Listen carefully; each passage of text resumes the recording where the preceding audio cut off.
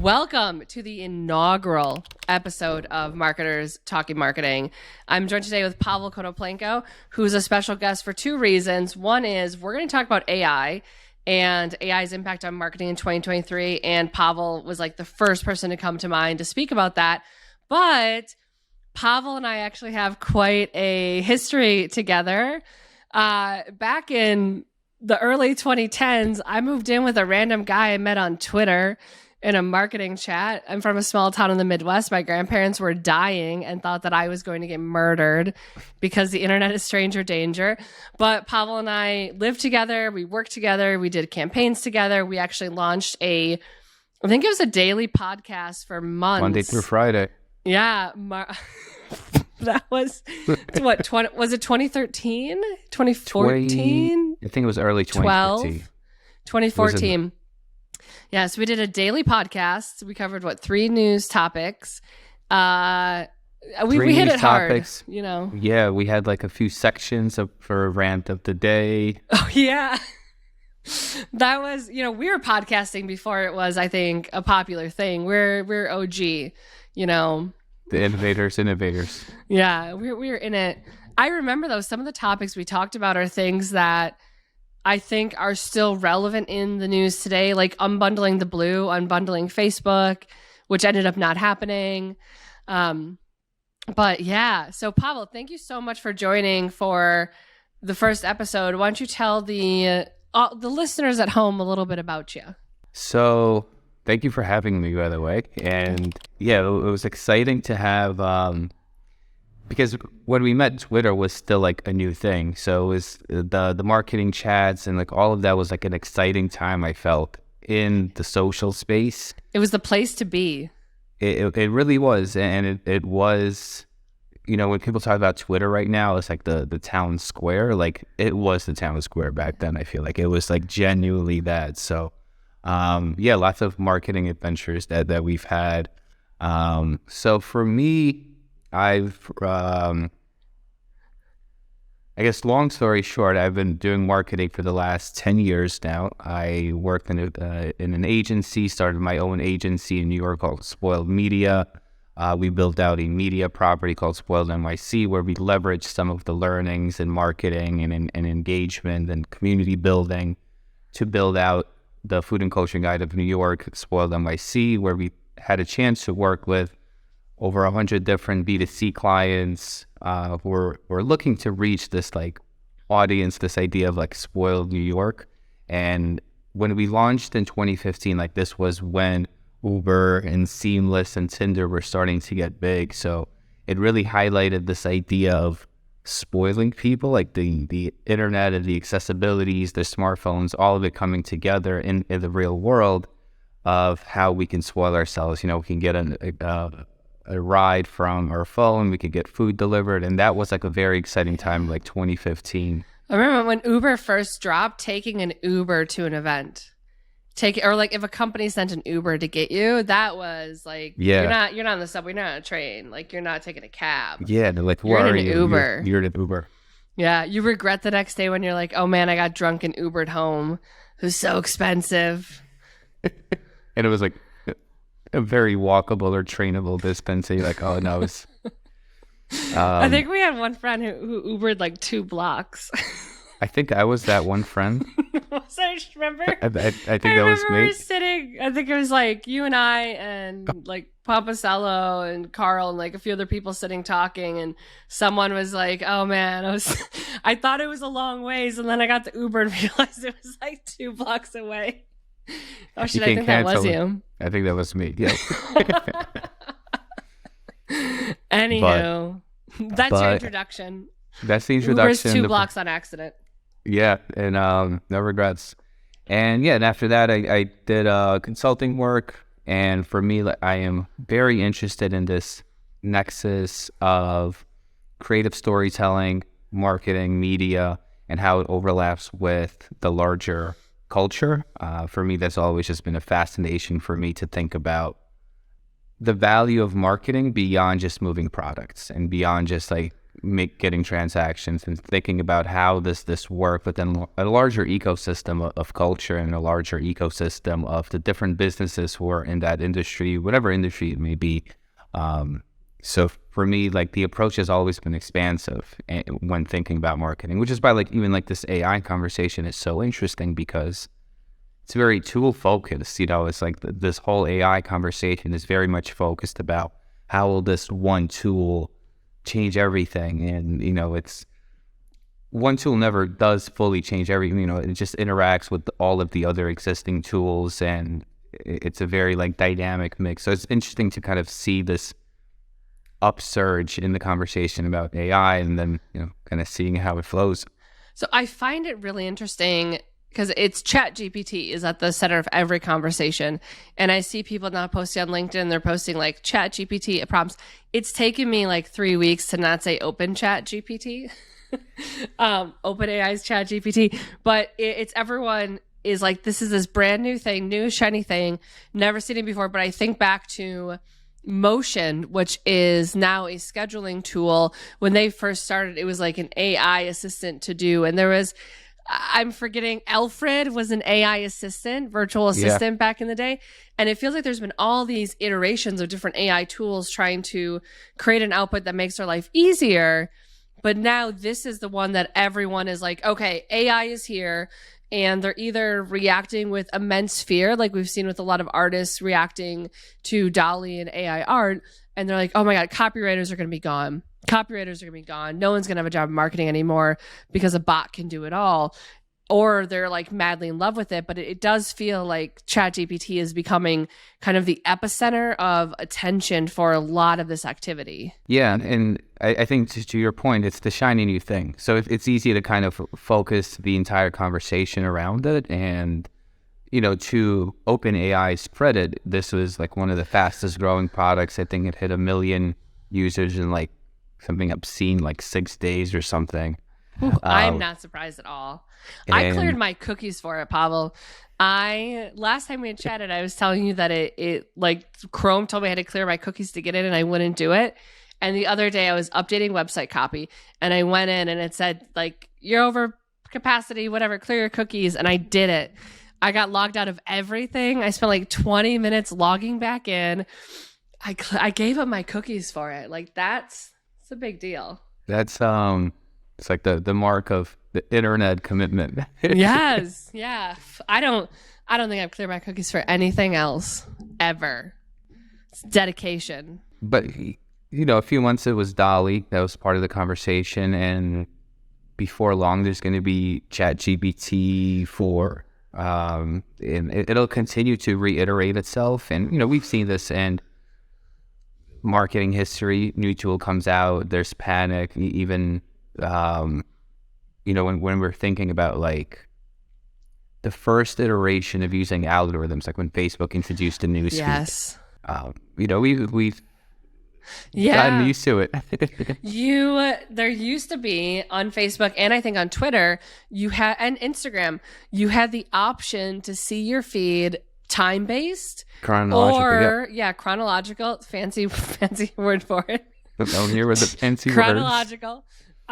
Or you could use the recommend. Yeah, people are up in arms of how are we going to beat the algorithm? Like, don't beat the algorithm. Learn how the algorithm works and adapt to it and learn how to be successful with it. Is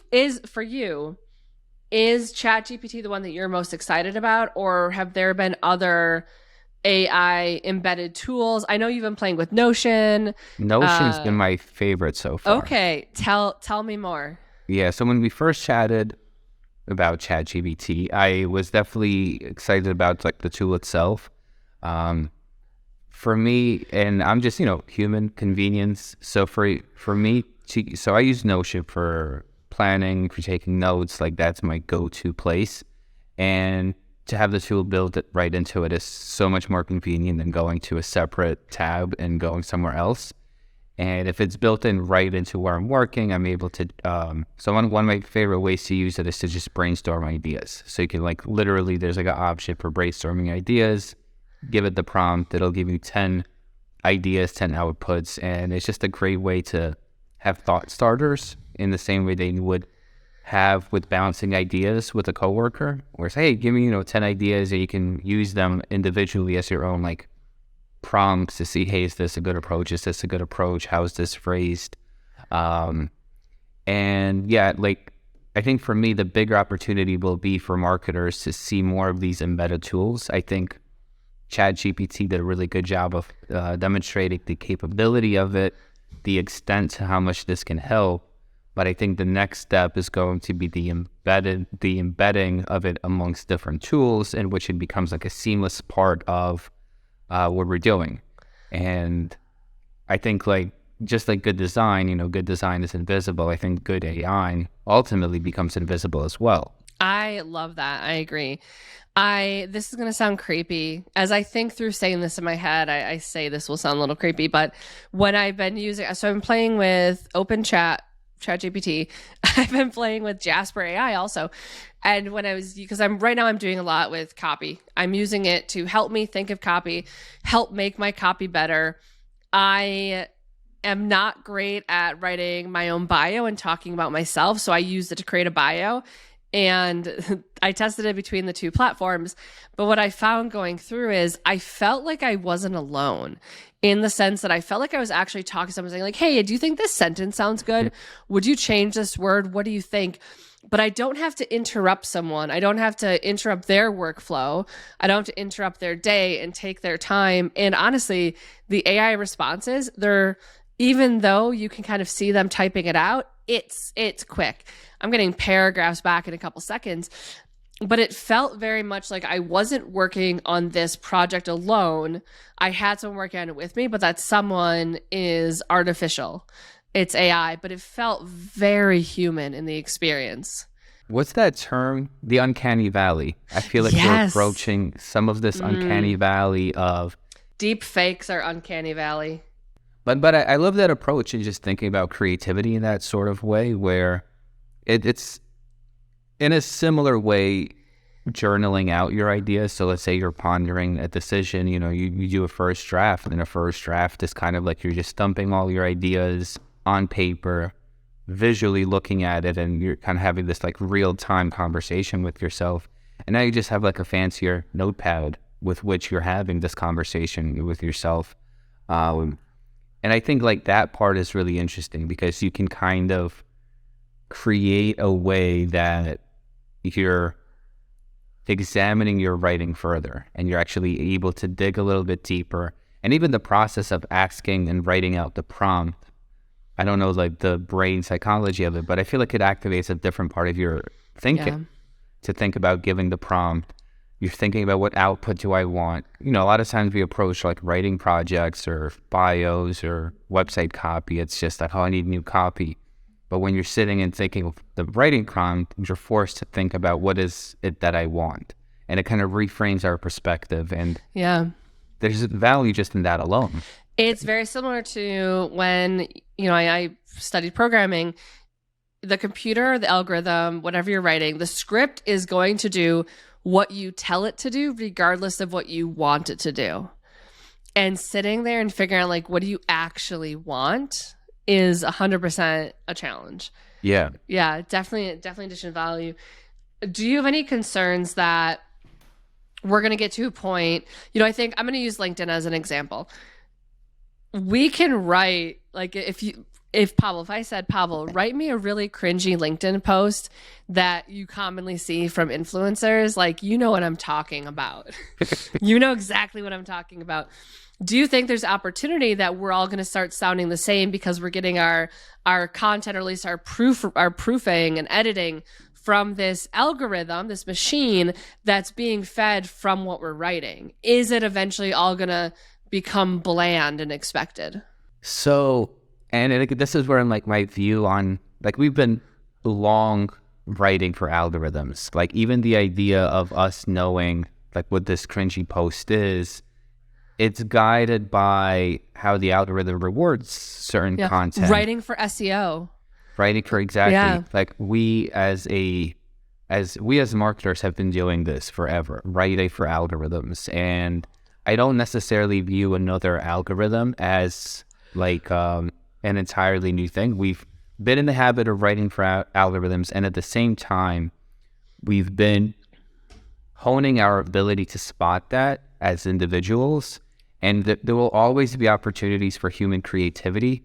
I think of it as like a Zeno's paradox when it comes to the algorithm and human creativity. At no point will the algorithm ever encompass the entirety of human output. And there will always be these marginal gaps where you are, from a human creative side, you're ahead of the algorithm, because the algorithm needs time and it needs to process all of this data constantly. So it'll never fully keep up with something truly creative and ingenious. And that's like human society in a nutshell. There's always like 1%, 2% of content that really stands out. And I think we just adapt over time. So we will see more of the same, more bland content, in the same way that we've been seeing bland content when we think of Instagram. We know what like bland, boring influencer content looks like now. We're over it.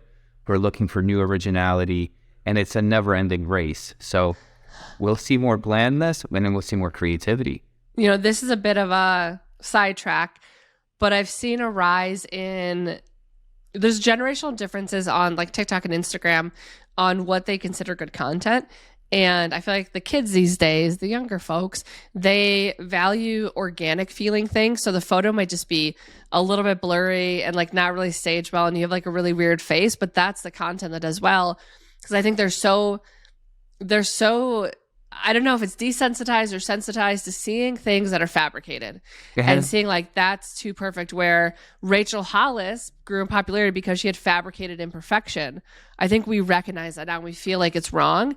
And so people are moving towards more of that organic feeling. It's not quite right. It's a little bit off. Like the framing isn't quite well, but it's organic and real. And so I like it because it's actually something human. And I think that's where that's where the human creativity shines, in those gaps. And we as humans within the specific generations, we're the ones who are gauging that and judging what is creative, what isn't. And I don't know, like I have a lot of faith in human creativity and in the human ability to gauge the authenticity of content and the connection. And I'm sure, again, it'll be easy to fool people, and we will be fooling people, but we've been doing that, again, all the time, just creating fake profiles and fake publicity even. Like, that's not something new, and that's not something that algorithms ushered in. Yeah, no, that's very true. I mean, Ryan Holiday and the original marketing he did for... Max Tucker. Yes. What was the company? American Apparel. American Eagle? I almost said American Eagle. It's American Apparel. It's one American of the... Eagle is like the Hollister. Actually, I think American Eagle, or is it Hollister? Not related, but one of those two is like having a resurgence. I think Hollister has like a resurgence, and like they're actually growing, but not related. We're going to cut that out. American Eagle, don't sue us. But I mean, it's true. Scams have been going on since the beginning of time, with it. What are you most excited about when it comes to the opportunity marketers have if they really embrace and learn how to work with AI to help kind of augment or catapult what they're doing? What makes you most excited for 2023? So I think there's two levels to this. One level, I'm excited for the individual marketers to have, similar to what you said, having this help where you're not interrupting someone. You're able, whether you're a solo consultant, you're a freelancer, you have more power at your disposal. You have more information at your disposal. You have more ability to do large scale work, where you can go through iterations of drafts. You can do more in less time. And, that's always been the promise of technology. And it would allow us to do more things that don't scale. So a lot of, when we talk about marketing that scales, like advertising, like paid advertising comes to mind, for example, like that more or less is slowly getting figured out by Google and Facebook. And eventually it'll require less input, I think, from just a numbers perspective, just from a straight analytics perspective, and it'll force an infusion of creativity. I don't believe that there's jobs that are going to go away. It's just going to be jobs that innovate themselves. So I'm excited to see on that second level, to see more companies moving away from a strict focus on scaling with things that used to be scalable just from like an algorithmic perspective, to doing more influencer marketing, to doing more community management, and using AI as part of that, as part of the assistance, to allow one person to do a lot more when it comes to these things that we traditionally have not been able to fully scale. And I think that'll be an exciting new opportunity for marketing to evolve, because I think over the last decade, marketing has geared itself more into figuring out the algorithm and playing against the algorithm, and that caused a cottage industry of SEO consultancy and paid advertising consultancy and Wikipedia agencies who just exist to get you on Wikipedia because Wikipedia will boost your SEO. A strong backlinks and then there's nothing wrong with that at all. And I think that's a part of any industry, is to have like these different niches. But I think it'll be interesting to see a shift in marketing in a new direction, whatever that direction may be. Because 20 years ago, when Google was first indexing pages, you didn't necessarily foresee a cottage industries of SEO specialists and how much of a place it'll play in the marketing mix. So I think what we'll see from AI by 2030, we're going to start to see it slowly come to fruition. So I think this next decade in AI and marketing is going to give a lot of opportunities for marketing to expand itself and how marketers think of themselves. I love that. I agree with that completely. I'm really excited. I think as marketers, sometimes it's as marketers working in a remote world where we're not going to as many conferences or meetups or networking events, and I think a lot of us are really fatigued by Zoom calls and Zoom meetups, it's really easy to be in your bubble. And so I used it. I said, give me a promotion plan for a podcast, and it included print out flyers. And I was like, AI, what are you doing? It's like 2023. I'm not going to print a flyer out and put it on a billboard. But then I started thinking about it. And I was like, well, hold on. Why am I writing off analog promotion? Why am I writing that off? And so for me, like anecdotally, it made me think about things that I otherwise would never think about. And no one that I talk to in my day-to-day marketing life is going to tell me to go make a brochure for a podcast, because it's a bit, it's not expected. It's counterintuitive. Yeah, I think it introduces an opportunity to get pushed out of your bubble and consider other things that otherwise wouldn't be in front of you, which is the opposite of the echo chamber that a lot of algorithms have turned our lives into. If you're on LinkedIn and you're talking about digital marketing in the B2B space, you're probably seeing the same creators over and over and over again produce content. This is like such a much larger world, I think, that it's tapping into. And so that's what I'm really excited about, is that opportunity to help people who might otherwise be a little more isolated in their day-to-day marketing life, to see another perspective and get ideas that are fresh and just thinking in different ways with it. It's interesting to, I think about that too, because it's like such a human tendency to get into these echo chambers. And the advantage that a creative worker, a knowledge worker, whether in marketing or finance even, like the advantage is in finding that insight, that differentiated insight that others haven't found. And that's what makes companies successful and new business models. So if you're able to have a tool at your disposal that can surface some of these things for you, that you can then use your own judgment and your own experience to see, okay, what can work, what doesn't. It'll be funny if AI leads to better out-of-home print material, ironically. I was listening to, I think, another podcast, and it was an artist talking about DALL-E and AI art, and they said, you can see it as the end, because now people are saying, well, you created this thing. So my nose itches. You created this thing. You already created the output. And so I now have to compete against this output. But really, like what I use it for is I'm getting all my inspiration and I'm putting all my ideas in there and I'm seeing what it comes up with and saying, okay, that's an awesome starting point. Let me use that as a starting point. And so I'm saving so much time and being able to iterate really, really quickly. And then I'm going to take that and then I'm going to transfer that to a physical medium. I think AI and the rise of AI art is going to create a resurgence of tactile things, of people wanting sculptures and art that you can touch and things that you can physically have that they're non-fungible in the sense that you have it and you hold it. Yeah. It's like when Martin Scorsese bought that Wu-Tang album, right? You know, everyone can listen to songs anywhere, but he has like the master copies of that album that only he can listen to. It creates a different level of scarcity. And you can say like an NFT, you own the NFT, it's yours. Cool. I mean, I can screenshot it. I can screenshot different frames of it. I can recreate something that to me feels the same. It's not the same as a physical, tangible good that you can go and hide in a dark room and never show anyone. And like, I sound like a dragon hoarding things right now, but I think it's going to create a resurgence of tangible goods. And I think to take that even like one step further, you know, when we're thinking about marketing, you know, what is the most like physical experience of a brand? You know, I think it goes back to like community and people and influencers. And I think there is, over time, we will continue to value the humanness of brands and the humanness of products and the human story in general.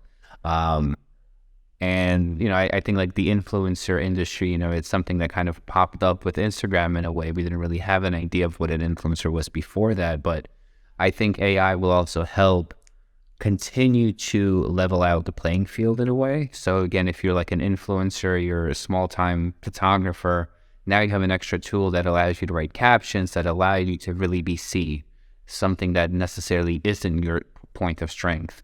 And I think we'll be able to see people valuing the relationships that brands have with communities, with actual creators. And I think, you know, slowly over time, we have been seeing algorithm companies, you know, Facebook, Google, these companies that we think of when we think of algorithms set up creator funds. And, you know, you could critique the amounts that are going back to creators and what that looks like or their motivations for doing it. But it's still a real thing. Like these companies do see the value of creators and they're trying to compensate them in whatever way they can. Yeah.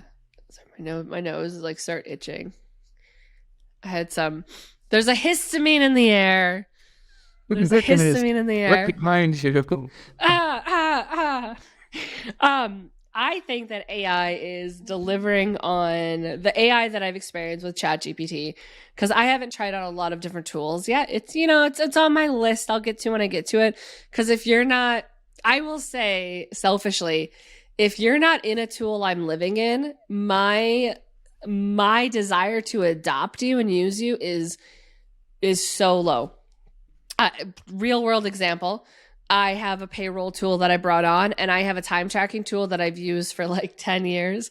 And I needed to get an accounting tool. And so I just looked at what is overlapping for integrations. And I bought the only one that works with both.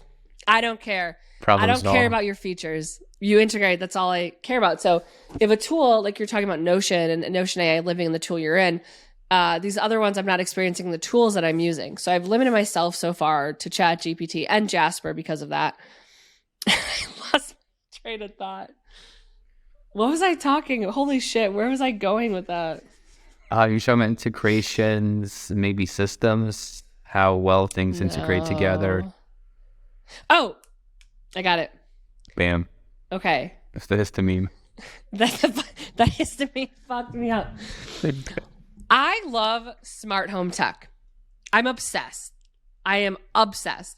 I have so much unnecessary tech. No one talked about security. I got that taken care of. But I have a lot of smart home tech. My fridge talks to my dishwasher, talks to my phone, my microwave, everything. I love it. The promise that I felt I was getting, or the expectation that I had, when I built my little home ecosystem was that it would, like, I walk into your room and the lights turn on, and I walk out and they turn off, and I walk in and they know that I've had a bad day. And so they're actually going to like come on at 10% brightness, and they're going to play me a podcast, and they're just going to anticipate every single move. It clearly did not live up to that hype that I had built in my head. There's some automations you can do to make stuff like that happen. But, you know, you walk into the room, your phone dies, it thinks you're not in the room, the lights all go off.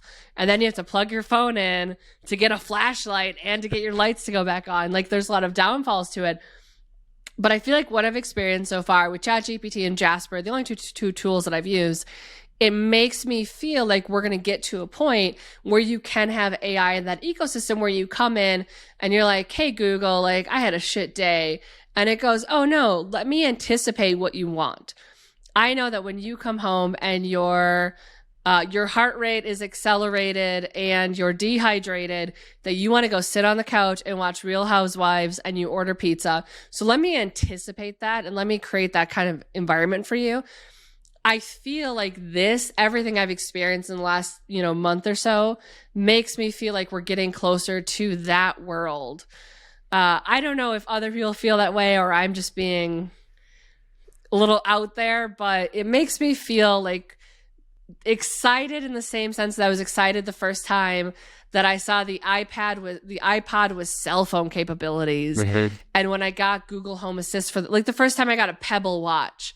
It makes me feel excited again that we have technology that's going to come and like change our lives for the better or worse, hopefully for the better. Well, I think of, just like the first time I ordered Uber, like that was like a special experience. Or the first time What did we do before Uber? I don't know, like pigeons? I don't know. I remember having to go when we lived together, I had a kidney stone and I had to go to the hospital. And it was like 11 p.m. And I remember just standing out front of our apartment and being like, I don't know how to get a cab. Cabs don't come down our street. Like, anyway, back to your... But I think I am excited by the promise. And I'm interested in one of the things I remember we talked about, back then is like, how do we organize our own information? We were talking about different tagging systems. I've been a big fan of Evernote, still using Evernote to this day, like 12 years in the game with it, just thousands and thousands of notes. I would love to eventually have an AI system built over it that I can ask things that I've written about it and it can just go through my own notes. I don't have to worry about. Hey, you keep writing the same website down. Maybe you should go look at it. Or you keep doing, like, I've noticed this pattern in all of your notes. You keep writing down, like, remember blah, to blah, do this, blah. Reminders, whatever it may be. Yeah, being able to pull that out proactively. And that's a really cool promise for me when I think about like the future of work, for creative work. Like that would be an incredible way, as I think about it being a writer, where it can like pull out insights. It's like, hey, you've written this sentence and you've highlighted this a year ago. You've never written it since. Here's like a good writing prompt. It's like, oh, cool. Like, thanks for like reminding me. But I also think about like this idea of, that feeling of we're almost there. We're almost at the promised land, and the promised land always shifts. That's like the idea. And we're Sisyphus with that that rock. We keep pushing it up, and then we find ourselves back in a new level. And not to make it sound dark, I think that's like the human predicament of like, we've invented this tool, we're almost there, we got this thing, and it's like there's a new level that it unlocks. And that's why I don't ever fully, jobs will continue to evolve, because there's always a value add that you can do. It's like, okay, you can anticipate your needs, but can it anticipate your needs? Let's say you're coming home, you feel your heart rate's up, you're not feeling good. So now the system has a decision to make. Does it put on the Real Housewives, or does it know that you'll actually feel a lot better after running, but it knows you don't want to go running, so then it like has to do something else. And like there's always ways that it can anticipate trick you more. Into running. Yeah. It's just like, oh, there's a bear loose. Yeah. It's like, oh, there's a bear loose. Like, go running. So it'll be interesting to see, because I think that feeling of the promised land has to be ever shifting, because that's what inspires entrepreneurs and innovators to think of new ideas, new ways to put systems together. And And I guess that's like the other part I'm excited about is like to see more seamless integrations between different systems come together, because you can have a financial system talking on the back end with the marketing system where you can see in more real time the ROI of something, and reporting becomes redundant because you don't need a report per se. You just need a system that you trust that looks at all the numbers and you're just going off these recommendations. And, I think that's something else that we, when we think about systems, like the double entry accounting system, like that was in itself like T tables? Are we talking T tables? Like that Don't give me palpitations. Like it evolved and helped revolutionize how business worked and what you could do and how you can trade and transact. And this is like such a human thing going back thousands and thousands of years of just, here's the number 0. And it's like, wow, I have a number 0 and I can do like different. I can make it a tracking. 2. Yeah, and I can track things, and now we can trade things. And the number 0 actually is really interesting from a technological standpoint, because how do you quantify nothing? And how do you go negative? Like that, I think the number 0 coming into list and counting systems, I'm like trying to remember the book I was reading about, but I feel like the number 0, the advent and the adoption of the number 0 as an actual number in our systems was a pivotal moment in the advancement of humanity. Yeah. But we don't think about it today. Yeah. You find me a kid today who can even imagine life without the internet. Do you remember AOL? Do you remember not being able to get on the internet? Like typing being a foreign experience?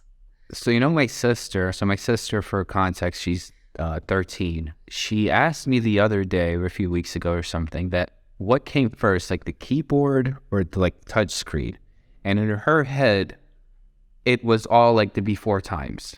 We've always had keyboards. So for her, she actually thought keyboards came after the screen, because you have the screen first, and then someone later invents a tool to use that thing on, as opposed to the fact that, we've had a keyboard for centuries. Yeah. Because for her, it's all in the past. So it's all just a level playing field. She would have no reference of like, this technology's new or this technology. Like, it's just the olden days. The olden days. And I know I have screens now and keyboards, so I don't know what came first. Who cares? Watching little kids I bought my nephew a Switch, and he just picked it up and knew exactly what to do, having never used it before, because they grow up with swiping, and they grow up with these gestures that they use with technology to make it work, versus like swiping came with Tinder. Swiping wasn't a thing.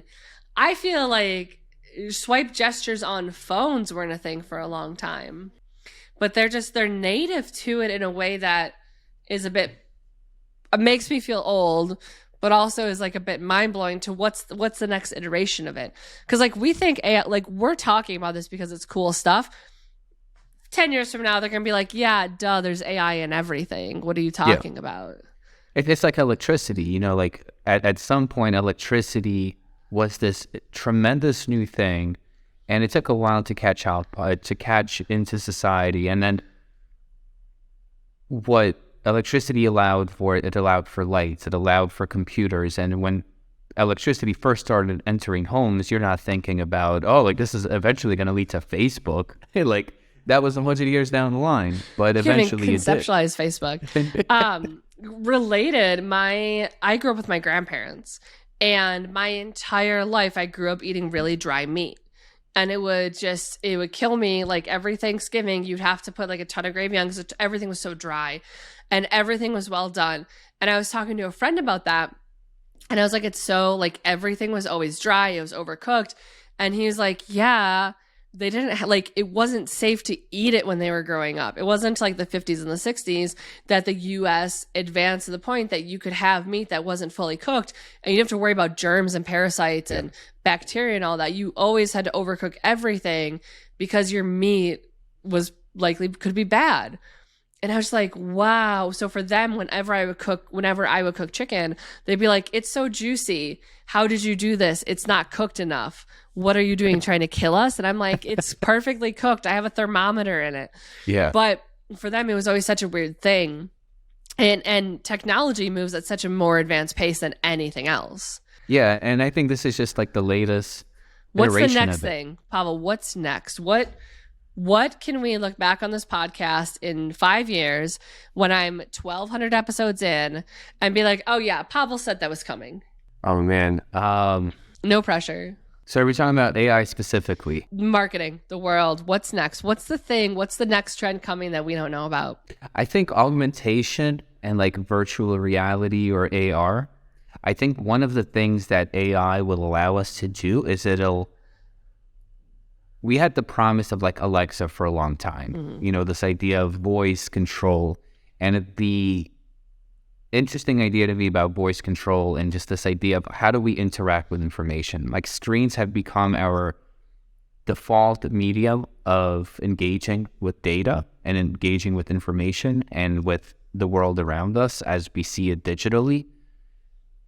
I am excited to see what is beyond that, because at some point we will move beyond the physical two-dimensional screen that we constantly have to move with our fingers. And I think whether it's voice, whether it's hand gestures, eye movement, whatever that may be, and this is like one of the promises of virtual reality. If you have a goggle on, it'll know where you're looking, and you won't be having to interact with only screens. And smart AI, like meaningfully smart AI, will help improve what our experience of Siri is, of Alexa. Even we're talking about these anticipations of our needs. Voice communication will become more seamless and more built into our lives because it's all about the embedding of it.